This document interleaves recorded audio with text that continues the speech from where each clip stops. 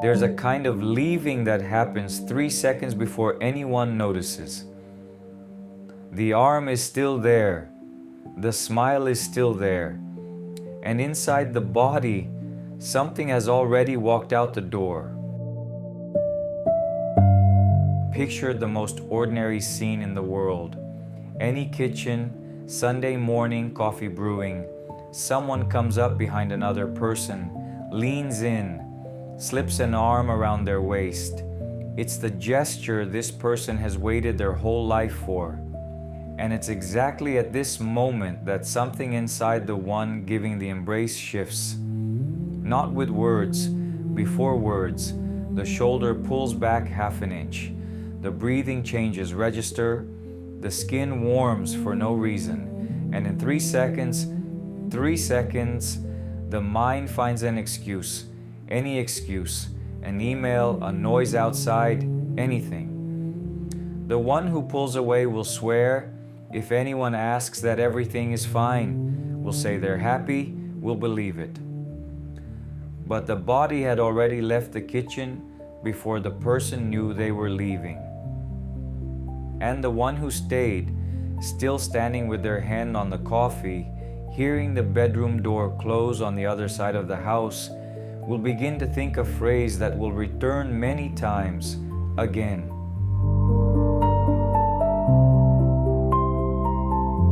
Popular culture has many names for what happened in those 3 seconds. Fear of intimacy, emotional coldness, inability to commit. There are entire books, entire Instagram accounts built on explaining this scene as a flaw of character, as selfishness, as cowardice. The scientific literature uses a quieter word. It calls it avoidance. Attachment theory, developed by John Bowlby in the 1950s and refined by Mary Ainsworth Mary Main and decades of researchers since, describes avoidance as a strategy, not a defect, a strategy. It means the body learned very early that needing someone came at a cost, that asking to be held was the shortest path to being ignored, that showing sadness made the important adult go cold or absent or irritable for days, and the body, that small body that did not yet know how to speak, did what bodies do when the environment is like that. It learned to shut down before the need could arrive. Not to shut down the feeling, that would be easy. It learned to shut down the expression of the feeling. The face stays calm, the voice stays neutral, the gesture stays composed, and no one, not even the child who became an adult, notices that beneath this calm, the autonomic nervous system is on alarm. In 1977, 2 American researchers, Sroufe and Waters, made a discovery that changed everything, though it took decades to reach the public. They were observing children in what's called the strange situation, a classic experiment where the mother leaves the room for a few minutes and then returns. Some children cried when she left and ran to her when she came back. Others cried but settled in her arms. And then there was a third group, the children who seemed not to care. They didn't cry, they kept playing. When the mother returned, they barely lifted their eyes. For years, this group was described as independent, as though they had developed precocious autonomy, until someone had the idea of measuring their heart rate. The children who seemed calmest had hearts pounding inside.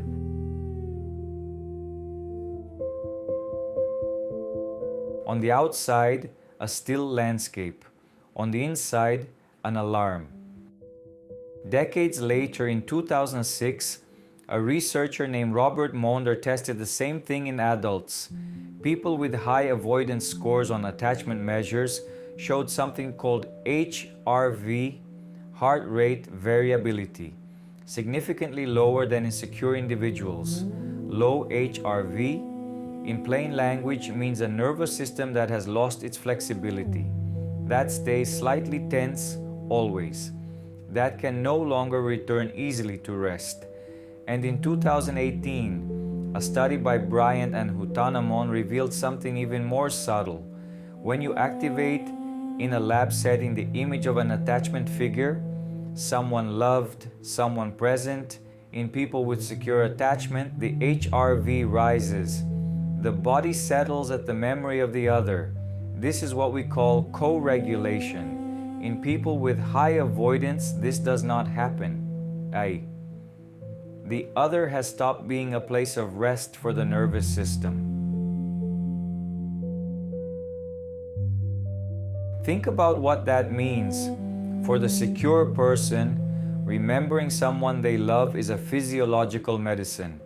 For the avoidant person, that medicine no longer works. The mechanism is there, biologically intact. But the body learned somewhere far back in time not to reach for it.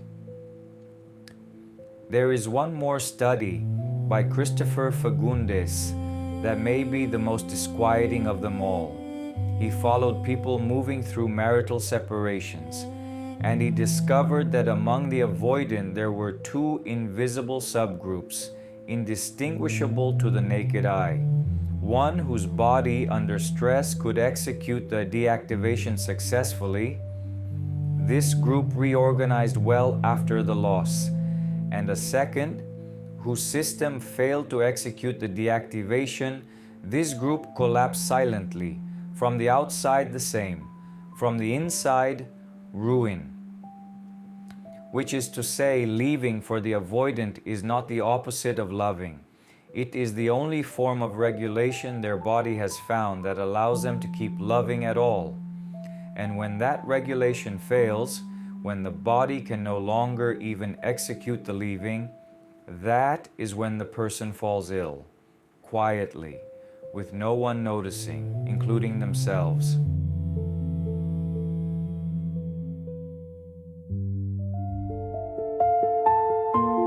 This is where most videos on the topic turn toward a promise, how to change the avoidant, how to win them back, how to heal them. I'm not going to do that. Not because change is impossible, it isn't. Neuroplasticity exists. Specific therapies exist. Entire couples reorganize their patterns across a lifetime. Sue Johnson and emotionally focused therapy have shown this clinically for decades. Stan Tatkin built an entire career on how two nervous systems can learn to settle each other again.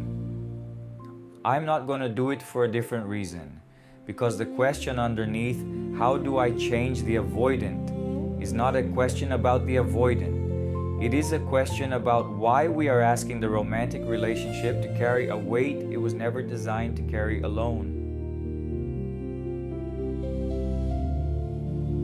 There is a different psychological tradition, French, Latin American, that have been saying this for 40 years, and that the American canon of YouTube and Instagram still barely hears. Boris Cyrulnik, a French psychiatrist who survived the Holocaust as a child, spent his life studying what he called relational resilience, and he arrived at a conclusion that shifts the whole terrain.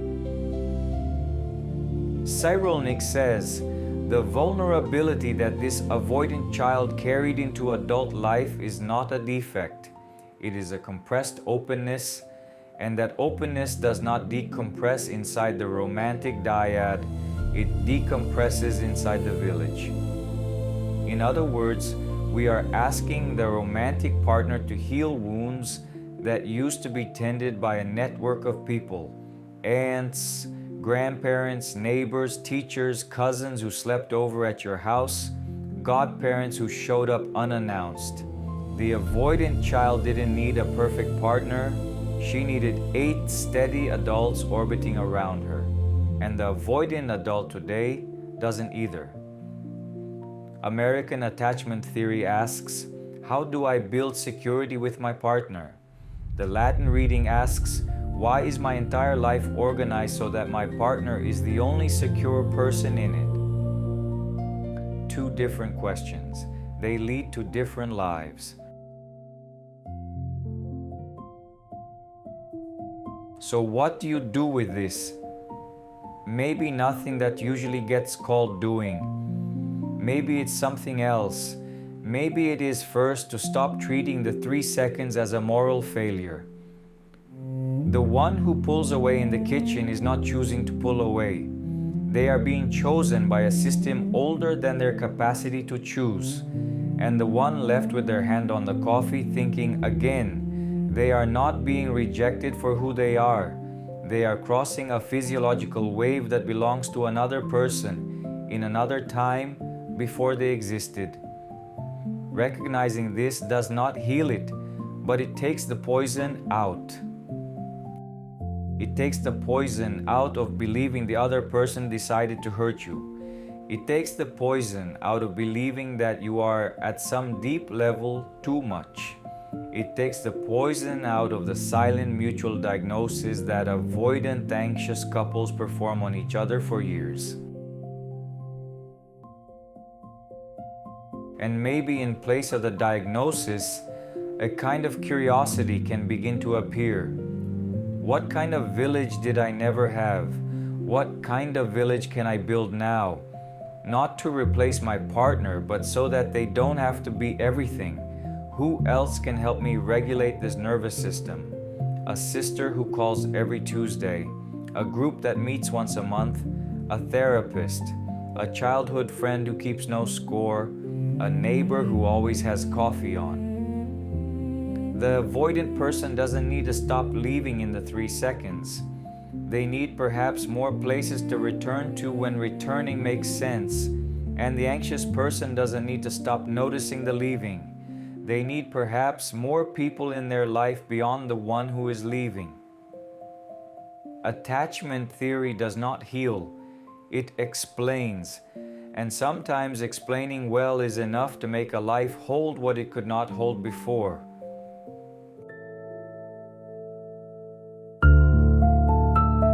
Return for a second to the kitchen. The arm is still around the waist. The coffee is still brewing. And now that you know, maybe you can hear what is happening in the 3 seconds before the leaving. It is not the absence of love. It is a small body, somewhere far back in time, doing what it learned to do when eating cost too much. If you recognize this in someone you love, it is material for a conversation. If you recognize it in yourself and it hurts, it is not work to do alone. Some things only heal where they were wounded, in bond.